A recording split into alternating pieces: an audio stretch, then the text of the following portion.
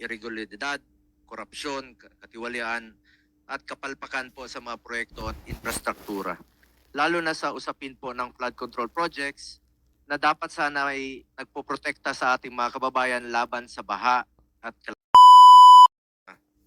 lahat. Mr. Chair, esteemed colleagues, to the officials and staff of the Department of Public Works and Highways, led by Secretary Vince Dizon, a pleasant day to all of you.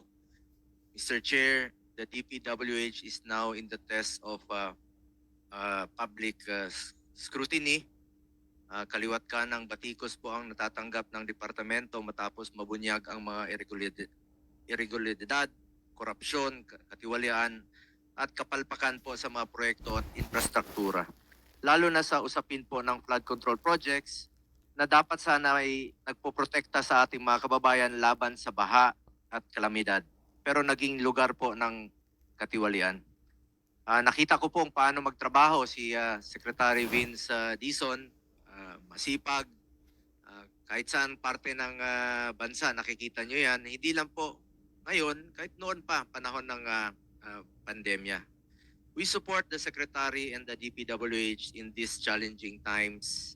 But I am one with the Filipino people, kasama po ako sa panawagan ng publiko na dapat managot po ang lahat ng sangkot dito sa lahat ng korupsyon na naiulat. At for the record, I am against the unprogrammed appropriations kasi prone po ito sa abuse at corruption at naging semi-pork barrel na nga.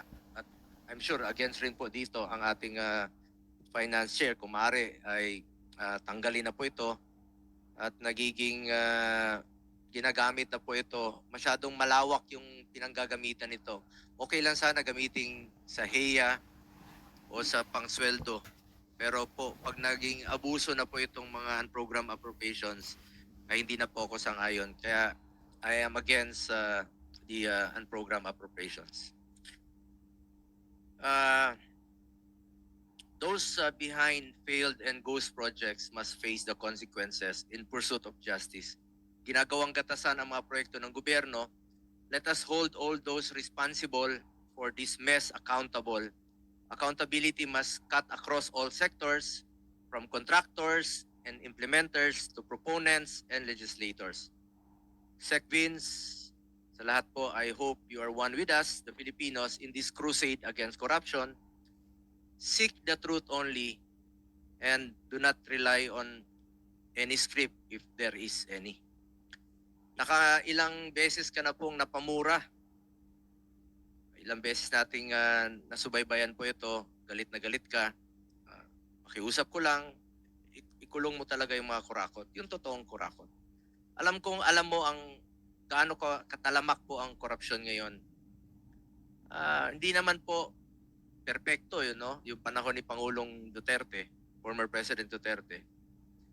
Alam mo na gaano ka talamak yung korupsyon ngayon.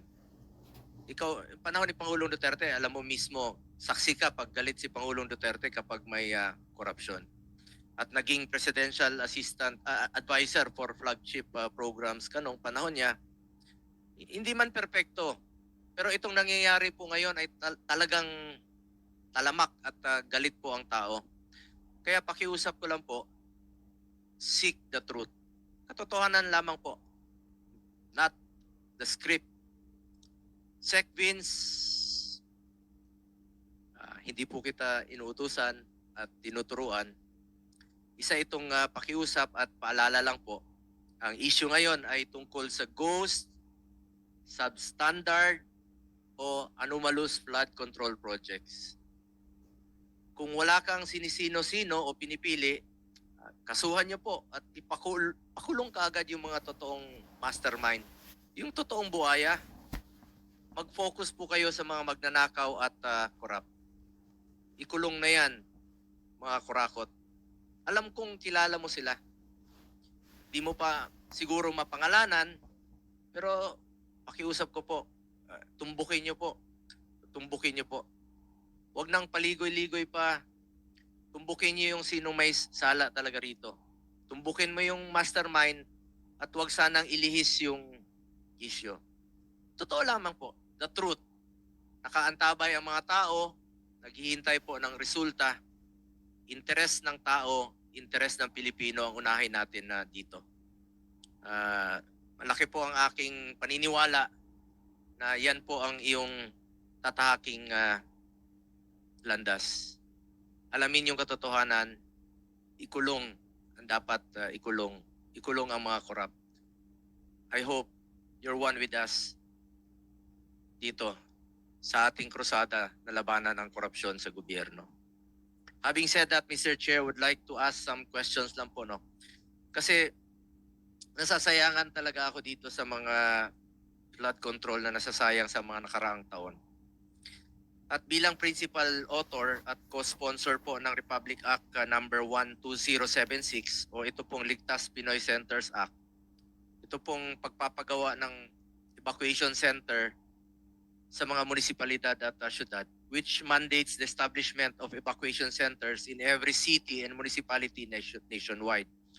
Sa 1.2 trillion na budget po ng flood control from 2022 to 2025, 60,000 evacuation centers na sana po ang pwedeng maitayo dito at assuming po no, na 4 million per classroom, sana po ay nakapagpatayo tayo ng 300,000 na classrooms.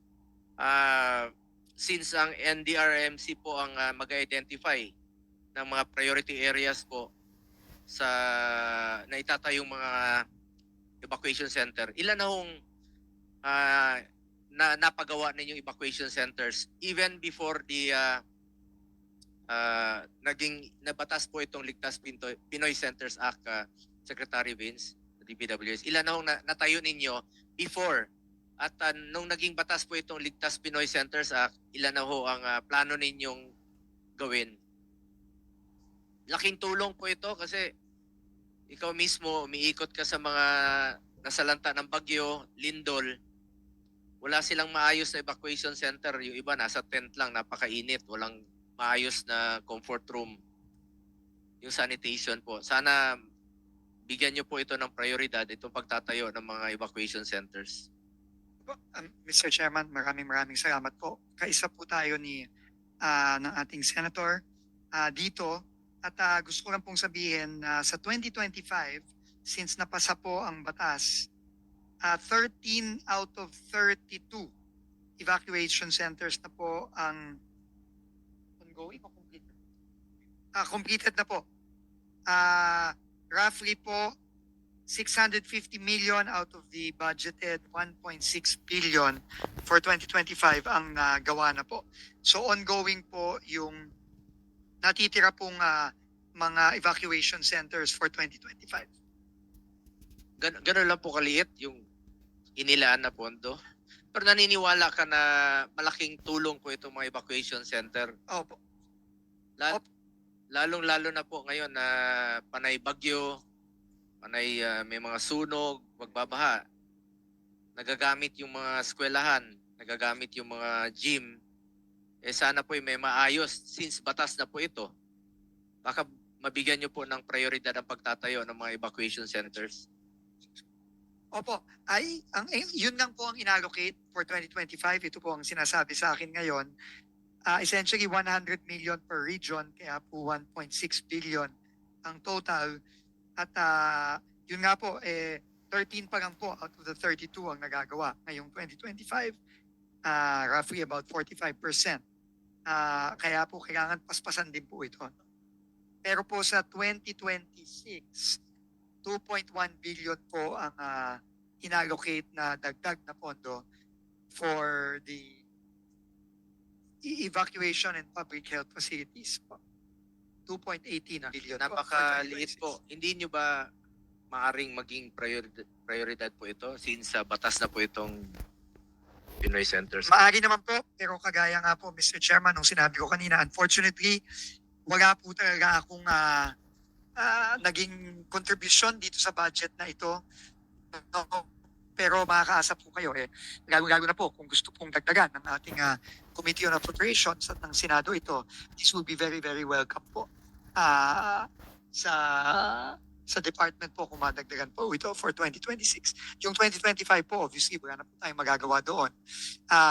Ang gagawin na lang po natin is papaspasan po natin yung natitirang mga evacuation centers na ginagawa po. Thank you po, Mr. Sa, Chairman. sa ating Mr. Chairman, Senator Win, baka pwedeng i-reallocate mo yung ibang pondo. Hindi naman prioridad itong mga flood control. Baka batas na po ito. Pinasa natin ito nung 19th Congress. Principal author ka rin po nitong batas na ito. At ito, mandatory na sana, pero hindi po nabibigyan ng pondo. Napakaliit po, 2 billion lang po ang inilaan for 2026. Am I correct, Mr. Secretary? Yes, yes, Mr. Chairman. Opo. Yung although po wala na pong flood control no na locally funded sa 2026 budget. Pero iiwan po namin sa wisdom ng Committee on Finance at ng Senado marapating pong dagdagan. At naniniwala naman po kami na kailangan natin po itong mga evacuation centers na ito gago na kung napansin niyo po no. Ang dami po nating mga sakuna na kailangan i-address. No less than the President po has been going around and yun din po ang napapansin niya.